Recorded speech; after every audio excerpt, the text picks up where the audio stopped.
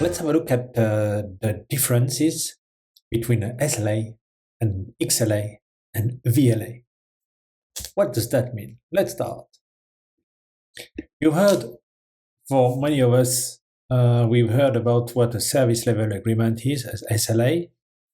Some of you already heard about what we call an experience level agreement.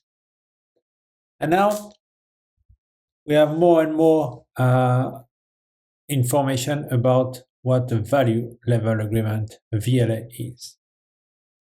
Let's see the main differences between these three types of agreements. And we look at from a different perspective, the primary focus of each of them, the type of measurement that are used in each of them, some example of metrics, who is it for? Is it for the user? Primarily, is it for the customer? Is it for the sponsor of a service? What is the perspective? What are we using as a basis for improvement? And some examples. So let's start with the service level agreement. So the service level agreement is mainly focused on operational performance. The measurement types are quantitative. For instance, uptime, speed, and any, I would say, metrics related to service quality. So about capacity, performance, reliability, availability. And that's the improvement basis. The service consumer involved and interested in SLA is the user, because this is the user that needs to know, for instance, the time that has been agreed to restore a service after an incident. Okay, and that's what we have in examples. For instance, IT help desk guarantees 99.9% uptime and 15-minute response time for critical issues. Another type of agreement is the XLA, experience level agreement. So it really focuses on user experience, where the metrics are related to are qualitative and related to customer satisfaction. So the customer satisfaction, the NPS, the Net Promoter Score. So that means how the customer will be eager to talk about his experience in a positive manner with his colleagues and friends.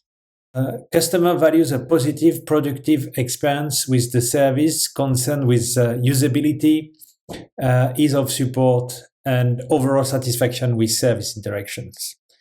It's based on consumer continuous improvement with direct feedback from the user.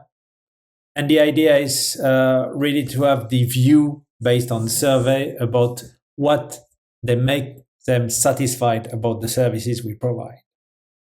Being satisfied is not enough, because at the end of the day, what we want is to get the value from the services that we consume.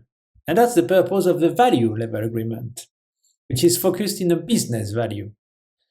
So it's value-based. So for instance, the outcomes from the sponsor's perspective, like cost reduction, revenue impact, okay?